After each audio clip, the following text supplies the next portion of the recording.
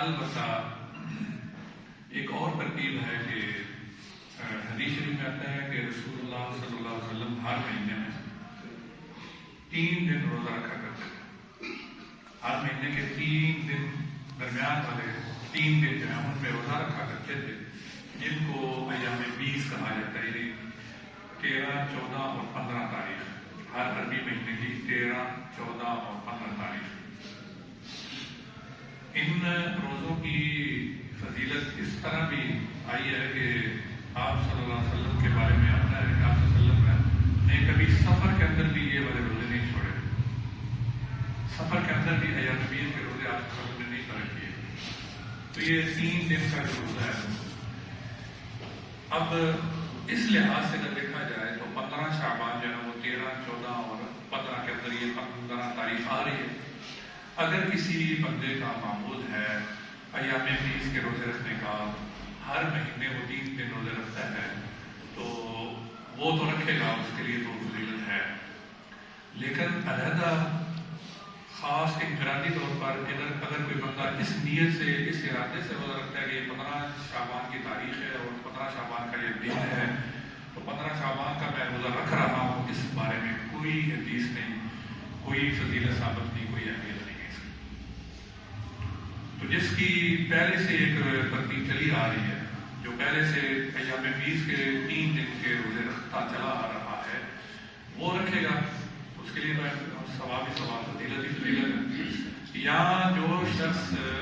آئندہ نیت کر لے، ارادہ کر لے، آئندہ جو ہے وہ ہر مہینے میں بھی 3 دن ایام 20 والے جو 3 تاریخیں ہیں، 3 ایام ہیں، ان میں روزہ رکھوں گا، تو اس شعبان سے 13 تاریخ سے وہ نیت کر لے اور 13 کا بھی روزہ رکھ لے، 14 کا بھی رکھ لے، اور اس کے اندر 15 کا بھی روزہ آ جائے گا. یہ ترتیب بنتی ہے. اس کے علاوہ اور کوئی ترتیب ثابت نہیں ہے حدیثوں کے اندر، روایات ہے. اب رہ گئی 15 شعبان کی رات کی عبادت کرنا خاص طور پہ. تو یہ بھی ہمارے لوگوں کے ذہن میں یہ بات ہوتی ہے کہ اس سے شب برات جس کو کہتے ہیں، تو اس میں ہم عبادت کریں، اس میں اللہ کا ذکر کریں، اللہ کو یاد کریں. تو یاد رکھیں اس بارے میں بھی جتنی روایتیں وہ ساری ضعیف ہیں، لیکن وہ 10 کے قریب پہنچ جاتی ہیں. علماء کرام نے لکھا ہے کہ وہ 10 کے قریب جب زیادہ تعداد ہو جاتی ہے 10 کے قریب، تو اس سے فضیلت جو ہے وہ کچھ نہ کچھ جو ہے وہ حاصل ہو جاتی ہے، کچھ نہ کچھ اہمیت اس کی ثابت ہو جاتی ہے. اب اگر کوئی بندہ 15 شعبان کی رات کو، شب برات کو اگر کوئی عبادت کرنا چاہتا ہے تو کر سکتا ہے، اس کو فضیلت ملے گی، اس کو اجر و ثواب بھی ملے گا. یہ جمہور علماء کی، اکثر علماء کی یہ رائے ہے. تو لیکن اس میں جشن یا اس میں آپ کہہ لو اجتماع کی کیفیت بنا لینا، لوگوں کو اکٹھا کر لینا اور پھر خاص طور پہ مسجد میں جا کے کرنا عبادت، یہ کوئی طریقہ نہیں اور یہ ثابت بھی نہیں، کہیں سے بھی ثابت نہیں. آپ اپنے گھروں میں اس رات کو، شب برات کو اپنے گھروں میں آپ کر عبادت کریں،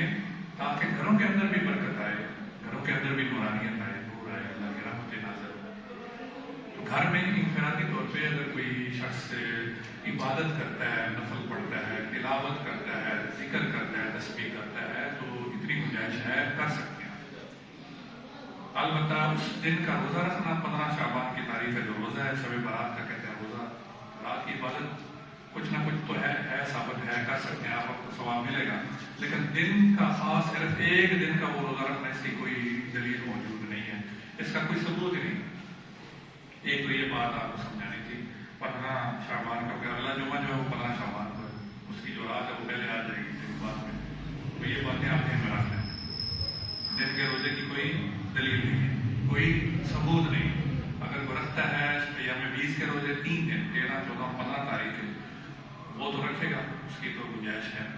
اور باقی اس کے علاوہ خاص صرف ایک دن کا روزہ، اس کی کوئی دلیل ثابت نہیں ہے. عبادت آپ کرنا چاہیں تو آپ کی عبادت کر سکتے ہیں، لیکن وہ بھی اپنے اپنے گھروں میں، اس میں بھی رش نہیں کرنا، اس میں کوئی ہجوم کی کوئی اجازت نہیں ہے. مسجد میں آ کے عبادت کرنے کی کوئی دلیل نہیں، کوئی ثبوت نہیں ہے. اگر اس نیت سے کریں گے پھر یہ خرابی لازم آئے گی، اس کی ثبوت ہی کوئی نہیں، اس کی کوئی دلیل ہی کوئی نہیں. دوسرا جو آگے جمعہ آ رہا ہے اس سے پہلے،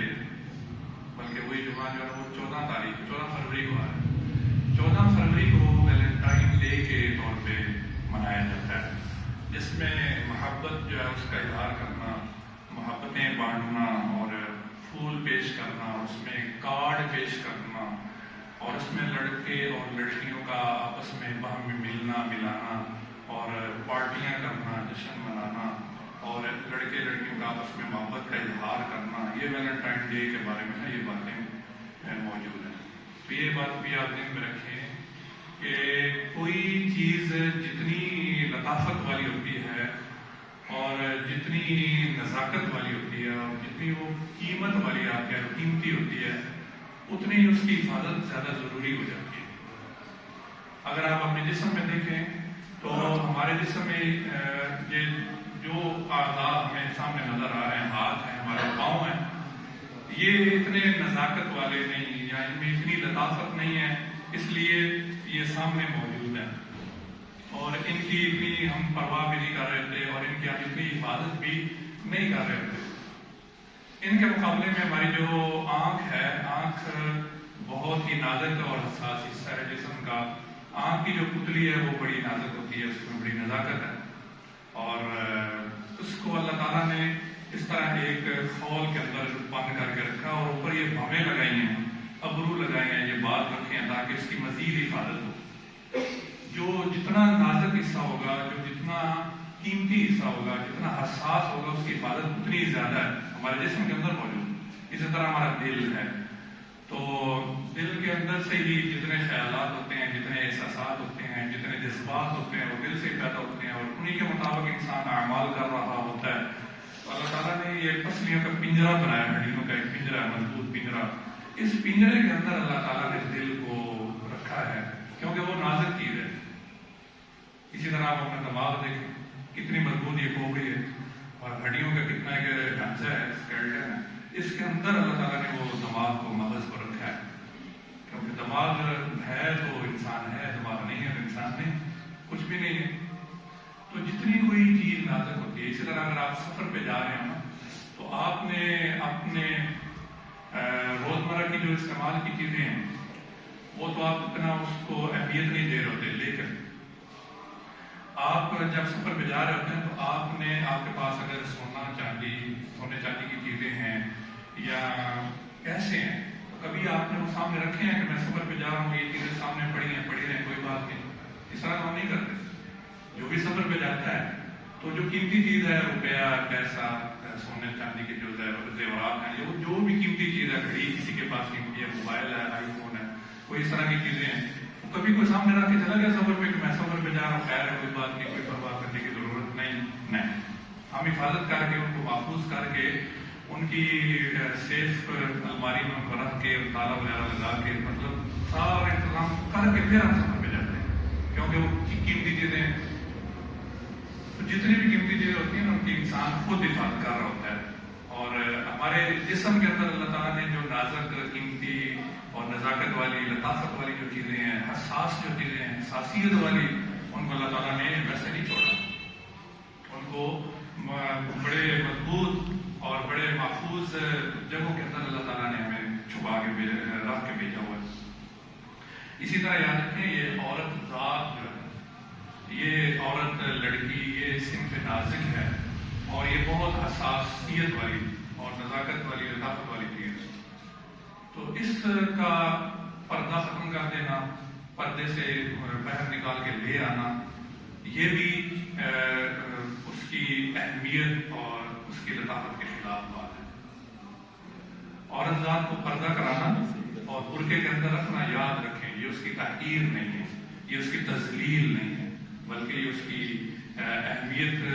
کی حفاظت کا ثبوت ہے کہ آپ اس کی اہمیت کو تسلیم کر رہے ہیں۔ آپ سمجھ رہے ہیں کہ یہ نظر بہت ہی قیمتی چیز ہے، نزاکت والی چیز ہے، لطافت والی چیز ہے، اس کو برقعے کے اندر رہنا چاہیے، اس کو پردے کے اندر ہی رہنا چاہیے۔ اللہ تعالیٰ نے حکم بھی دے کر یہ بھیجا، قرآن مجید میں واضح حکم ہے۔ تو اس دن کو نا، ویلنٹائن ڈے کو، اس دن کو عورت ذات کو پردے سے نکلنے پر مجبور کر کے اور پھر جشن میں، پارٹیوں میں لڑکے اور لڑکیوں کا آپس میں محبت کا اظہار کرنا اور ایک دوسرے کو پھول تقسیم کرنا، ایک دوسرے کو کارڈ تقسیم کرنا، گفٹ کرنا، پارٹیاں کرنا، یہ چیز جو ہے بالکل ہمارے اسلامی معاشرے کے، ہماری اسلامی تعلیمات کے بالکل خلاف بات ہے۔ اس کی مختصر سی تاریخ جو موجود ہے کتابوں میں ویلنٹائن ڈے کے بارے میں، دکھا دیتا ہوں کہ یہ جو دن شروع ہوا ہے، یہ جو ایک دوسرے سے محبتیں بانٹنے کا جو ایک رواج شروع ہوا، وہ کیسے شروع ہوا؟ کہتے ہیں یہ عیسائی تھے، عیسائی راہب تھے، عیسائیوں کے اندر جو پادری ہوتے اس کو راہب کہتے ہیں، اس کا نام تھا ویلنٹائن۔ تو چونکہ جو راہب ہوتے ہیں اور جو راہبات ہوتی ہیں، یعنی جو ان کے مرد اور جو ان کی عورتیں جو عبادت گاہ کے اندر جو اپنے آپ کو وقف کر لیتے ہیں کہ ہم اللہ کی عبادت ہی کریں گے اور اپنی عیسائیت کی طرح اس کی خدمت ہی کریں گے، تو ان کے اوپر پابندی ہوتی ہے شادی کرنے کی اور ایک دوسرے سے محبت اظہار کرنے کی، ان کے اوپر پابندیاں ہوتی ہیں، راہبانہ زندگی ہوتی ہے، ان کو ان چیزوں سے دور رکھا جاتا ہے۔ تو یہ شخص تھا ویلنٹائن، اور اس کی کسی اپنی ساتھی اپنی سہیلی سے نا وہ محبت ہو گئی، تو اس نے اسے سنایا کہ میں نے خواب میں دیکھا ہے کہ 14 فروری والے دن ہم جو بھی کام کریں گے اس پر ہمیں کوئی گرفت نہیں ہوگی، کوئی پوچھ پکڑ نہیں، کچھ بھی نہیں ہوگا، ہمیں کوئی جزا سزا کچھ بھی نہیں ہوگا 14 فروری والے دن ہم جو بھی کریں گے۔ تو اس نے پہلے اسے خواب سنایا اور اس کو اپنے ساتھ ملایا، اس کا دن بنایا، پھر 14 فروری والے دن ویلنٹائن نے اس لڑکی کے ساتھ منہ کالا کیا، اور جب پتہ چلا ان کے بڑوں کو تو انہوں نے اپنی دیکھیں مذہبی تعلیمات کے مطابق عیسائیوں کے اندر بھی اس چیز کو برا سمجھا جاتا ہے، اس طرح زناکاری کرنا، منہ کالا کرنا اور اس طرح یہ غلط کاری کرنا، اس کو برا سمجھا جاتا ہے، تو انہوں نے اپنی عیسائی تعلیمات کے مطابق ان کو قتل کر دیا، باقاعدہ سزا دیتے ہو ختم کر دیا۔ بعد میں اسی کی یاد کو پھر ایک تہوار بنا دیا گیا، ایک دن، ایک ڈے بنا کے اب لوگوں کے سامنے پیش کر دیا گیا، جس دن جناب دیکھیں لڑکے اور لڑکیاں ایک دوسرے کے ساتھ محبت کا اظہار کر رہے ہیں، حالانکہ انہیں سزا ملی تھی اور وہ قتل کر دی، لیکن بعد میں یہ چیز اتنی پھیلی کہ یہ مسلمانوں میں زیادہ آ گئی ہے، ہمارے اسلامی معاشرے کے اندر یہ زیادہ پھیل گئی ہے، اور بے حیائی کی طرف ہم لوگ جا رہے ہیں، ہمیں پتہ بھی نہیں چل رہا۔ ہمارے صرف 2 ہی تہوار ہیں، عید الفطر اور عید الاضحیٰ، اس کے علاوہ ہمارا کوئی ڈے نہیں ہے، ہمارا کوئی دن نہیں ہے، ہمارا کوئی تہوار نہیں ہے، ہمیں یاد رکھنا چاہیے۔ کبھی کسی عیسائی نے، کبھی کسی یہودی نے عید الفطر کا دن منایا ہمارا؟ آپ دیکھ لیں تاریخ سے ہمارے سامنے بنی، کبھی کسی عیسائی نے عید الفطر کا دن نہیں منایا، ہم مسلمان منا رہے ہوتے ہیں۔ تو جب وہ اپنا ایک عجیب و غریب قسم کا بے حیائی کا دن منا رہے ہوتے ہیں، ہم اس دن میں ان کے ساتھ شریک ہو جاتے ہیں، اور اس گناہ کو اپنے نام اعمال میں لکھنے کے لیے ہم کوشش کر رہے ہوتے ہیں، توجہ کر رہے ہوتے ہیں۔ تو اگلا جو جمعہ ہے وہ ہمارا ایک جمعے والا دن ہے، اہمیت والا، فضیلت والا دن ہے، قیمتی دن ہے، 14 فروری کو۔